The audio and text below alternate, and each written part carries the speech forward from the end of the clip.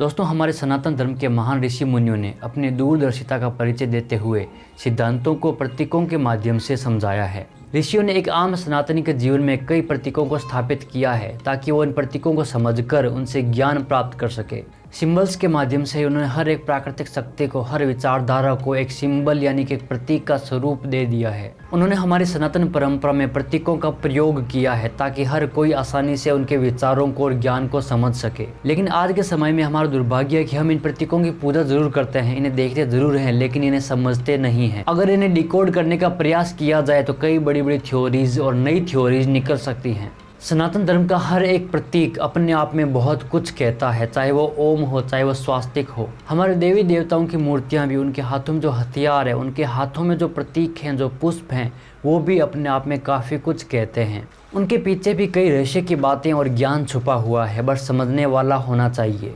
उदाहरण के तौर पर भगवान शिव की जटा से गंगा निकलना, भगवान गणेश का रूप थोड़ा विचित्र सा होना, भगवान विष्णु का चक्र, ब्रह्मा जी के 4 मुख, माँ सरस्वती की वीणा, ये सब अपने आप में काफ़ी कुछ कहते हैं, लेकिन समझने वाला होना चाहिए। इसी तरह से हमारे उपनिषदों में एक रथ के प्रतीक के रूप में आत्मा और शरीर को समझाया गया है, जिसके बारे में इस वीडियो में देखते हैं।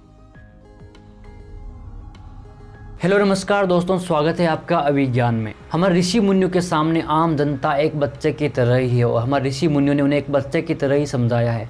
जिस तरह से हम हमारे बच्चों को कहानियों से कुछ न कुछ सिखाते हैं और उसका मोरल बताते हैं, उसी तरह हमारे ऋषि मुनियों ने भी कथा कहानियों के माध्यम से और प्रतीकों के माध्यम से हमें ज्ञान का भंडार दिया है। इसी तरह से हमारे आत्मा को, हमारे शरीर को, हमारी इंद्रियों को एक रथ के माध्यम से समझाया गया है, जिसके बारे में आगे देखेंगे।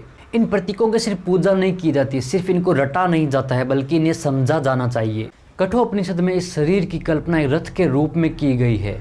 यह शरीर एक रथ है, इसके अंदर जो आत्मा है वो रथी है, ये जो बुद्धि है वो सारथी है, और जो उस रथ में घोड़े जुते हुए हैं वो इंद्रियां हैं। और ये बुद्धि मन रूपी रस्सी के द्वारा उन इंद्रियों को कंट्रोल में रखने का प्रयास करती है। यहाँ पर जो रथी है वो पूरी तरह से असंग रहता है, यानी कि वो रथी अपने लक्ष्य तक पहुंचने के लिए उस रथ का प्रयोग कर रहा है। यहाँ पर जब उस इंद्रिय रूपी घोड़ों पर लगाम नहीं कसी जाती है, तब वो घोड़े अपनी मर्जी से इधर उधर भागने लग जाते हैं और वो रथ असंतुलित हो जाता है और वो गिर भी सकता है। इन सभी प्रतीकों से कुछ न कुछ सिखाने का प्रयास किया जा रहा है। इस एक रथ के प्रतीक में ही जीवन के सारे सार को डाल दिया गया है। कठोपनिषद के पहले अध्याय के 3रे पाद के 11वें श्लोक में आता है कि आत्मा, शरीर, बुद्धि, मन, इंद्रिय और विषय आदि की जो रथ, रथी और सारथी आदि के रूप में कल्पना की गई है, उस कल्पना में रथ के स्थान पर शरीर को रखा गया है। भाव यह है कि कठोपनिषद के इस रूपक प्रकरण में आत्मा को रथी, शरीर को रथ, बुद्धि को सारथी, मन को लगाम, इंद्रियों को घोड़ा और विषयों को उन घोड़ों का चारा बताया गया है। इन उपकरणों द्वारा परम पद स्वरूप परमेश्वर को ही प्राप्त करने योग्य कहा गया है। इस प्रकार पूरे रूपक में 7 वस्तुओं की कल्पना हुई है। उन्हीं 7 का वर्णन एक से दूसरे को बलवान बताने में भी होना चाहिए। यहाँ इंद्रियों की अपेक्षा विषयों को बलवान बताया गया है। जैसे घास या चारा यानी दाना देखकर घोड़े हठात उस ओर चले जाते हैं, उसी तरह इंद्रियां भी हठ से विषयों की ओर खींच जाती है। फिर विषयों से परे मन की स्थिति कही गई है, क्योंकि यदि सारथी लगाम को खींचे रखे तो घोड़े चारे की ओर हठात नहीं जा सकते हैं। उसके बाद मन से परे बुद्धि का स्थान माना गया है, वही सारथी है। लगाम की अपेक्षा सारथी को श्रेष्ठ बतलाना उचित ही है, क्योंकि लगाम सारथी के ही अधीन रहती है। महान आत्मा या रथी के रूप में बताया हुआ जीवात्मा ही है। फिर महान आत्मा से परे जो अव्यक्त कहा गया है वह है भगवान के शक्ति रूप प्रकृति, उसी का अंश ये कारण शरीर है। आगे ब्रह्मसूत्र में एक सूत्र आता है, सूक्ष्मम दु तदरहत्वात्, जिसका अर्थ है कि परमात्मा के शक्ति रूप प्रकृति सूक्ष्म है, वह देखने और वर्णन करने में नहीं आती, उसी का अंश ये कारण शरीर है। इसलिए उसको अव्यक्त भी कहा जाता है, क्योंकि ये उसी सूक्ष्म प्रकृति से बंधा हुआ है। आगे उपनिषदों के अद्वैत सिद्धांत को बताते हुए कहा जाता है कि वेद में उस प्रकृति को पर ब्रह्म परमेश्वर के ही अधीन रहने वाली उसी की एक शक्ति बताया गया है। शक्ति शक्तिमान से अलग नहीं होती, अतः उसका स्वतंत्र अस्तित्व नहीं माना जाता। इस प्रकार परमात्मा के अधीन उसी की एक शक्ति होने के कारण उसकी सार्थकता है, क्योंकि शक्ति होने से ही शक्तिमान परमेश्वर के द्वारा जगत की सृष्टि आदि कार्यों का होना संभव है। यदि परब्रह्म परमेश्वर को शक्तिहीन मान लिया जाए तब वह इस जड़ चेतनात्मक संपूर्ण जगत का कर्ता धर्ता और संहर्ता कैसे हो सकता है, फिर तो उसे सर्वशक्तिमान भी कैसे माना जा सकता है। श्वेताश्वतर उपनिषद में स्पष्ट कहा गया है कि महर्षियों ने ध्यान योग में स्थित होकर परमात्मा की स्वरूपभूता अचिंत्य शक्ति का साक्षात्कार किया, जो अपने गुणों से आवृत है। वही यह भी कहा गया है कि उस परमेश्वर के स्वाभाविक ज्ञान, बल और क्रिया रूप शक्तियाँ नाना प्रकार से सुनी जाती हैं, यानी कि वो एक होते हुए भी अपने आप को कई अलग अलग रूपों में प्रकट करता है। उस एक परब्रह्म से निकले हुए अलग अलग रूपों को ही, यानी अलग अलग देवताओं को ही हम अलग अलग तरीके से पूजा करते हैं, लेकिन वो सब एक ही हैं। वहीं सांख्य योग की बात करें तो वो प्रकृति को ज्ञेय मानते हैं, अर्थात गुणमय प्रकृति और पुरुष का पार्थक्य जान लेने से उनके अनुसार केवल्य यानी मोक्ष प्राप्त होता है। प्रकृति के स्वरूप को अच्छी तरह जाने बिना उससे पुरुष का पार्थक्य यानी भेद कैसे प्राप्त होगा। अतः उनके मत में प्रकृति भी ज्ञेय है, परंतु वेद में प्रकृति को ज्ञेय अथवा उपास्य कहीं नहीं कहा गया है। वहाँ तो एकमात्र परब्रह्म परमेश्वर को अद्वैत के माध्यम से जानने योग्य और उपास्य बताया गया है। उपनिषदों में कठ उपनिषद को सबसे महत्वपूर्ण माना गया है। कठ उपनिषद में एक ऐसा सूत्र आता है जिसे आप अगर पढ़ लेंगे तो आपकी सारी बनी बनाई मान्यताएं खत्म हो जाएंगी। इस श्लोक का अर्थ है कि जो शब्द, स्पर्श, रूप, रस और गंध से रहित, अविनाशी, नित्य, अनादि, अनंत, महत से परे और ध्रुव यानी निश्चल है, उस तत्व को जानकर मनुष्य मृत्यु के मुख से छूट जाता है। कुल मिलाकर यहाँ परमात्मा की परिभाषा को अनंत बना दिया गया है, यानी कि जो शब्दों से परे है, जो रूप से परे है, जो प्रकृति से परे है, जिसका न आदि है न अंत है, जो नित्य है, जो निराकार है, जो असंग है, जो सूक्ष्म भी है और वो विशाल भी है। कठोपनिषद में एक नचिकेता और यमराज की कहानी आती है, जिसमें नचिकेता यमराज से कुछ प्रश्न पूछता है। वो ऐसे प्रश्न पूछता है जो आमतौर पर हर व्यक्ति के दिमाग में आते हैं। वो जीवन और मौत के बारे में यमराज से पूछता है। यहाँ पर प्रतीक के माध्यम से आप ये समझ सकते हैं कि नचिकेता मौत से साक्षात्कार करता है, मौत से फेस टू फेस प्रश्न पूछता है, जीवन के गूढ़ रहस्यों को जानने की, समझने की कोशिश करता है। यही सनातन धर्म है।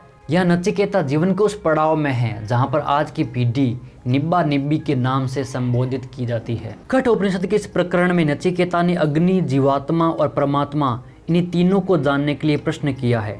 अग्नि विषयक प्रश्न इस प्रकार है: हे यमराज, आप स्वर्ग की प्राप्ति के साधन रूप अग्नि को जानते हैं, इसलिए मुझ श्रद्धालु के लिए अग्नि विद्या भली भांति समझाकर कहिए। उसके बाद जीव विषयक प्रश्न इस प्रकार किया गया है कि मरे हुए मनुष्य के विषय में कोई तो कहता है वह रहता है और कोई कहता है नहीं रहता।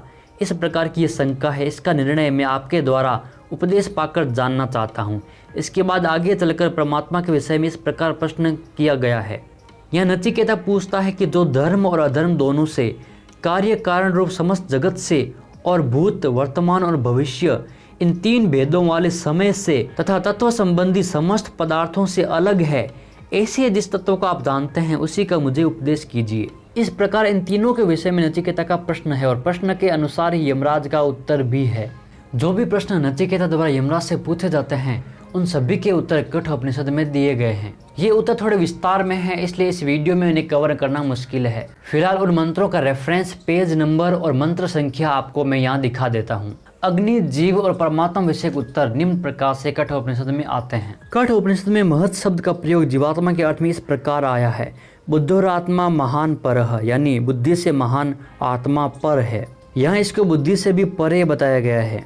श्वेताश्वतर उपनिषद में एक मंत्र आता है जिसका अर्थ है कि जगत का कारण कौन है। इस पर विचार करने वाले उन महर्षियों ने ध्यान योग में स्थित होकर उस परम देव परमेश्वर की स्वरूपभूता, अपने गुणों से छिपी हुई अचिंत्य शक्ति को ही कारण रूप में देखा और यह निश्चय किया कि जो परम देव अकेला ही काल, स्वभाव आदि से लेकर आत्मा तक समस्त तत्वों का अधिष्ठाता है, जिसके आश्रय से ही ये सब अपने अपने स्थान में कारण बनते हैं, वही परमात्मा इस जगत का कारण है।